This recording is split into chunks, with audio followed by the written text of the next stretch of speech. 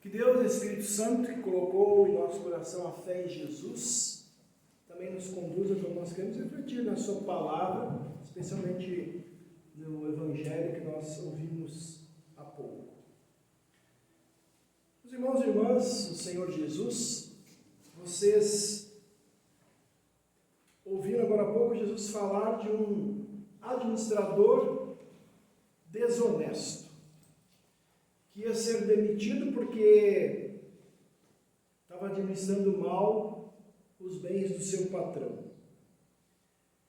E ele não queria trabalhar na terra, e muito menos queria ser mendigo. Então ele fez um plano para se preparar para o futuro, para ter pessoas que favorecessem quando ele estivesse sem emprego. Então ele foi chamando os devedores daquele patrão e foi dando desconto nas suas dívidas.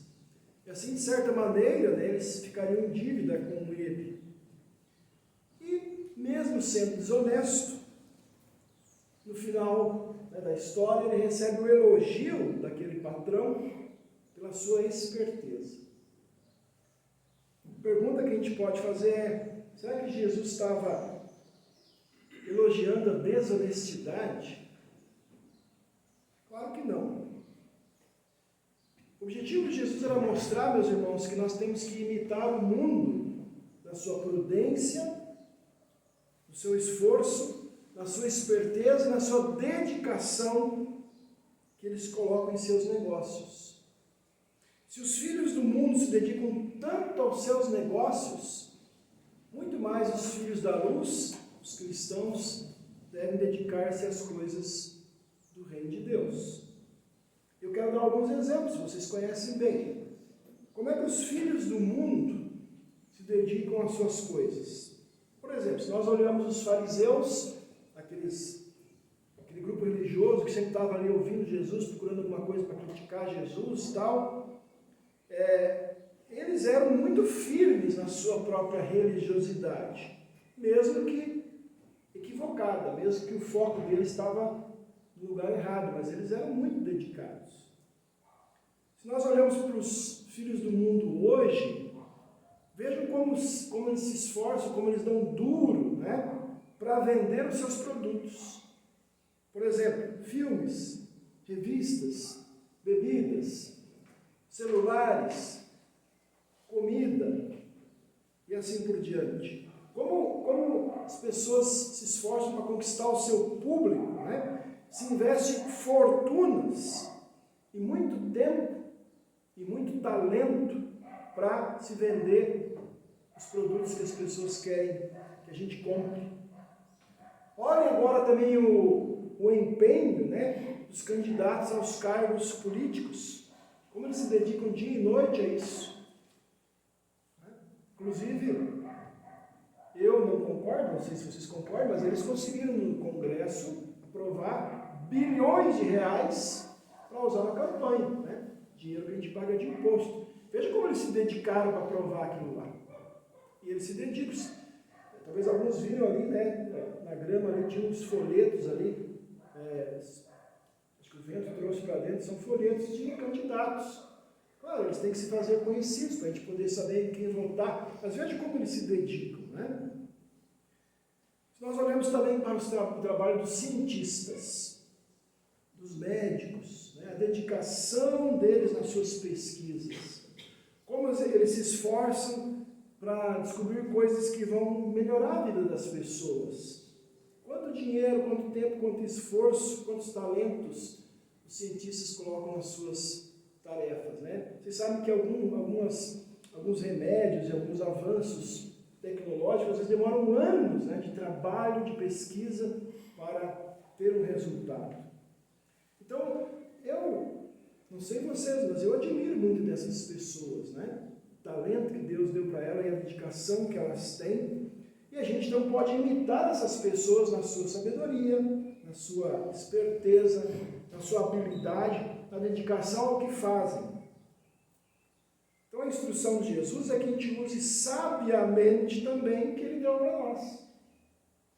As nossas riqueza que inclui tudo que nós recebemos de Deus. Os bens, os dons, as capacidades, o tempo, o corpo, tudo. E como é que ele quer que a gente dedique isso para o seu reino? E aí ele usa uma expressão aqui, fazendo amigos para o reino de Deus. O que quer dizer isso? É a gente usar tudo que Deus nos dá para a causa do Evangelho. De uma forma tão sábia, ou até mais fervorosa, do que os filhos do mundo usam as suas coisas para os propósitos humanos. Muitos propósitos humanos, como eu acabei de dizer, são bons também. Nós também sabemos que se usam muitas riquezas para coisas ruins, né? Então, está dizendo, olha, apliquem no reino de Deus. Então, ele quer que a dedicação ao reino de Cristo cresça entre nós. Para quê? A gente ouviu na epístola, para que mais pessoas conheçam a verdade e sejam salvos. Alguns capítulos antes, lá em Lucas 12, a gente leu um tempo atrás, né? Jesus diz, olha, a verdadeira riqueza de vocês está lá no céu. Por isso, então, meus irmãos, nosso grande propósito como filhos de Deus aqui no mundo, nossa principal missão é a divulgação desta verdade, a pregação do Evangelho, é fazer amigos para Deus. Como é que alguém se torna amigo de Deus? Como é que alguém que talvez não goste de nós se torna nosso amigo, nosso irmão? Pela transformação do Espírito Santo pelo Evangelho. Então Jesus diz assim, quando faltarem as riquezas desse mundo, ou seja, no dia que eu e você morrermos, nenhuma riqueza que a gente tiver aqui vai nos salvar da morte, nem vai ser útil na hora da morte, nós vamos ser recebidos pelos amigos lá no céu, os amigos que nós ganhamos para Deus. Então, o próprio Deus vai receber a gente lá com muita alegria, muita festa, né?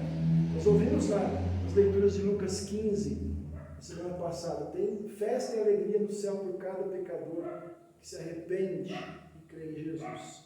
E aí a pergunta que eu faço é, tem tesouro maior do que esse? Então, meus irmãos, a maior riqueza, a maior esperteza e sabedoria é a gente usar toda a nossa vida, tudo que Deus nos deu para que o Evangelho da graça, do amor e do perdão de Deus, Jesus Cristo, chegue a mais e mais e mais pessoas. A gente falou um pouquinho sobre isso também sexta-feira à noite, aqui no nosso encontro de homens e mulheres, né? E nós lembramos que os primeiros que eu e você temos que evangelizar e levar esta mensagem são da nossa casa. Os nossos filhos, o esposo, a esposa, depois a família estendida, e assim o círculo vai aumentando de pessoas com as quais Deus nos coloca em contato. Agora veja, se nós administrarmos mal essas coisas, nós precisamos nos arrepender, buscar o perdão de Deus, buscar a orientação dele para corrigir o rumo, para seres cristãos sábios e fiéis. Por outro lado, Jesus também fala nós temos de fidelidade. Eu vou ler de novo aqui nos versículos. Ele diz assim: quem é fiel no pouco também é fiel no muito. Quem é injusto no pouco também é injusto no muito. Portanto, se vocês não forem fiéis na aplicação da riqueza injusta, quem lhes confiará a verdadeira riqueza? Então, Jesus mostra, como a gente ouviu também lá na leitura do Salmo, na leitura do profeta Amós, ele mostra que ele está vendo como nós vivemos, como nós administramos tudo que ele nos dá, como a gente cuida dos dons da vida que temos aqui no mundo. Então, meus irmãos, é sempre bom, né, a gente fazer uma autoavaliação para ver se de fato nós estamos buscando ser os melhores administradores possíveis do que Deus nos dá para levar o Evangelho às pessoas ao nosso redor. Então, algumas perguntas. Analise se a sua vida é um testemunho vivo da sua fé em Jesus. Pense no ambiente da sua casa. E se chega uma visita lá, ele vai perceber pelo ambiente da sua casa que é um lar cristão? Não quer dizer que a gente tem que encher a casa toda de Bíblias ou de cruzes, mas o ambiente, né? O ar da casa, como a gente se relaciona. E sim, é bom se você tem o castelo forte, 5 minutos ali, deixar no lugar visível para as pessoas verem. O que é isso aí? Né? Quem sabe, quem ainda usa CD, tem uns CDs lá, né, da igreja, e as pessoas veem que a gente escuta música cristã, enfim. O que mais? Analisar se a gente usa o tempo em coisas que agradam a Deus. Também não significa que eu vou estar todos os dias, o dia inteiro na igreja, ou o dia inteiro lendo a Bíblia, mas o que mais que agrada a Deus? Usar o tempo com o quê? Para dar atenção para os meus filhos, para minha esposa, para o meu esposo, para ter momentos de descanso com coisas que agradam a Deus e assim por diante. Estudar, né? Cuidar da saúde. A nossa mente, ela está a serviço do Senhor. O que a gente alimenta a mente, né? Em termos de música, de leitura, de televisão, etc. Os nossos bens são usados da maneira que Deus quer. Ou seja, também para as coisas que agradam a Deus. Novamente, eu não preciso trazer meu salário todo aqui, mas eu uso os bens do que agrada a Deus, de novo, para cuidar da família, para ajudar os necessitados e pobres, que a gente ouviu na leitura de hoje, para também ofertar para o reino de Deus. Os nossos dons, a gente usa, eles ficam escondidos. E o nosso corpo, que é templo do Espírito Santo, como é que nós usamos o corpo? Nas nossas vocações, a gente procura servir ao próximo, como se cada pessoa fosse um pequeno Cristo. Jesus diz, olha, quando vocês fazem isso para eles, vocês estão fazendo para mim. A gente pensa nisso, a gente tenta servir assim. Enfim, meus irmãos, é ver se nós estamos aplicando bem ou mal aquilo que na verdade não é nosso. É do próprio Deus, e Ele emprestou para a gente usar aqui por 40, 50, 80, 100 anos, pela passagem que nós temos aqui neste mundo, para que sejamos seus mordomos. Né? O que faz o mordomo? Administra algo que não é dele, como aquele administrador da leitura de hoje. Então, quando é que nós mostramos fidelidade a Deus? Quando toda a nossa vida é um culto a Deus. Paulo diz lá em Romanos, né? Por causa da misericórdia divina, peço que vocês se ofereçam completamente a Deus como um sacrifício vivo, dedicado ao seu serviço e agradável a Ele. Essa é a verdadeira adoração que vocês devem oferecer a Deus. Né? Então, diz, olha, o culto não é só aqui. O culto verdadeiro, a verdadeira adoração é no dia a dia. Então nós vamos, para ser cristãos sábios e fiéis, usar com responsabilidade tudo que Deus nos dá. Para cuidar então de tudo que Deus coloca aos nossos cuidados. Vou repetir. Primeiro, né? Cuidar da nossa família. Cuidar dos necessitados. E cuidar das coisas do reino de Deus. Então, Deus quer ser sempre o primeiro e único no nosso coração, nas nossas vidas. Da mesma forma que cada um de nós é único para Deus. Lembra que ele falou nas parábolas de Lucas 15? Ele foi bem individual, né? Ele falou assim, quando um pecador se arrepende, quer dizer, quando você se arrepende, quando eu me arrependo, tem festa no céu. Nós somos muito importantes para Deus. Ele diz assim, quero que vocês me coloquem também em primeiro lugar. Por isso ele diz, olha, quem é fiel nas coisas pequenas também vai ser nas grandes. Quem é desonesto nas pequenas vai ser nas grandes também. Então veja, a gente não pode ser fiéis a Deus só em algumas coisas, só em algumas partes da vida. Ou só em alguns dias. Deus quer que a gente seja fiel 24 horas por dia, 7 dias por semana, todos os dias da nossa vida. Em tudo e no tempo todo.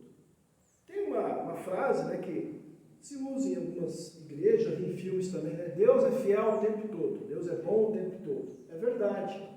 Né? E agora ele quer que a gente use isso para nós também. Eu quero ser fiel e bom o tempo todo. No versículo 13, ele traz ainda mais um ponto sobre a fidelidade. Ele diz assim, nenhum servo pode servir a dois senhores, porque irá odiar um, amar o outro, se dedicar a um, desprezar o outro. Vocês não podem servir a Deus e a riqueza.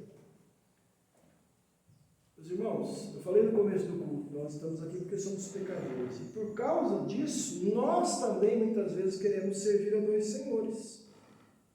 Muitas vezes nós somos tentados a servir a dois senhores. E veja que Jesus aqui ele toca num ponto, né? Num órgão do nosso corpo que às vezes dói muito, que é o bolso, né? E ele fala, olha, vocês não podem servir a Deus e a riqueza ao mesmo tempo, né?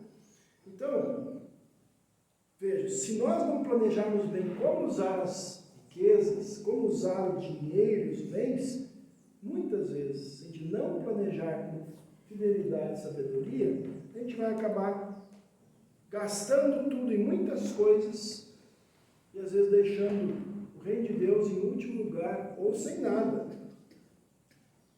Não colocando o reino de Deus em primeiro lugar, como Jesus nos ensina lá em Mateus 6.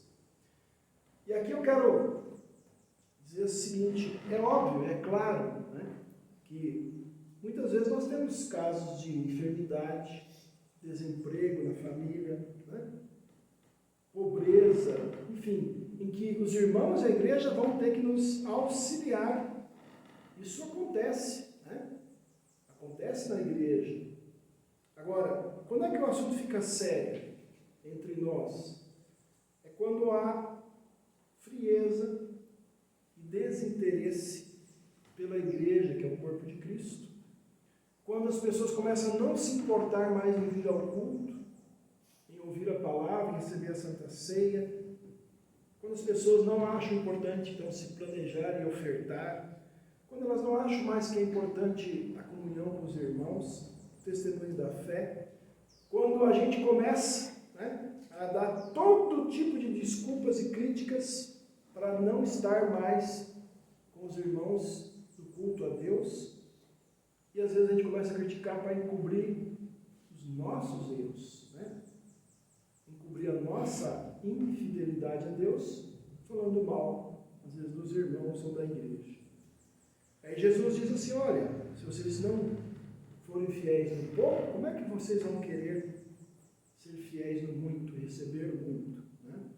Se nós formos, como cristãos e como igreja, infiéis, sem compromisso, sem dedicação, como é que nós vamos querer que Deus nos dê mais?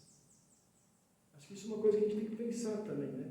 Nós queremos mais aqui, nós queremos mais irmãos aqui com a gente, nós queremos levar o Evangelho a mais pessoas, nós queremos ter mais recursos para o trabalho da igreja. Mas enquanto nós não temos esse mais, Deus diz, seja fiel com o que vocês têm. Né? Senão, como é que nós vamos querer mais se nós não somos fiéis no pouco? Deus não quer isso para nós, Ele não quer que a gente seja infiel. Ele tem outros planos, né, para todos nós, para os seus filhos.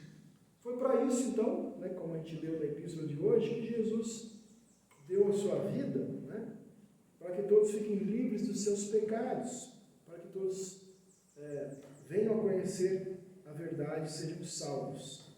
Para isso, Ele decidiu, então, tornar essa salvação conhecida através de quem? Justamente de nós. Mesmo a gente sendo pecadores, fracos, falhos, pessoas indignas, imperfeitas, né?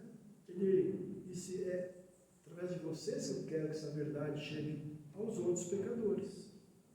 Então, meus irmãos, para isso que Jesus morreu, né? Para que a gente tenha perdão, vida e salvação. Por isso que Ele foi sábio e fiel até o fim da sua missão.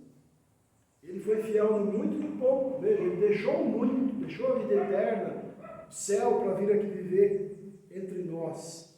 E Ele é fiel nas suas promessas. Por exemplo, esta aqui. Eu vou estar com vocês todos os dias até o fim do mundo. E essa outra aqui.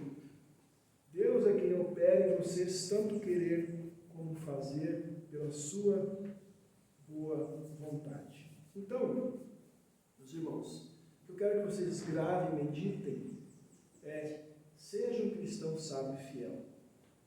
Porque Deus, por meio de Jesus, ama muito você. Ama muito a mim.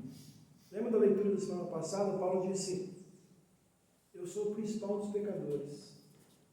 Mas Deus me ama tanto que me perdoou e agora eu sou pregador do Evangelho. É assim que Ele ama cada um de nós. Né?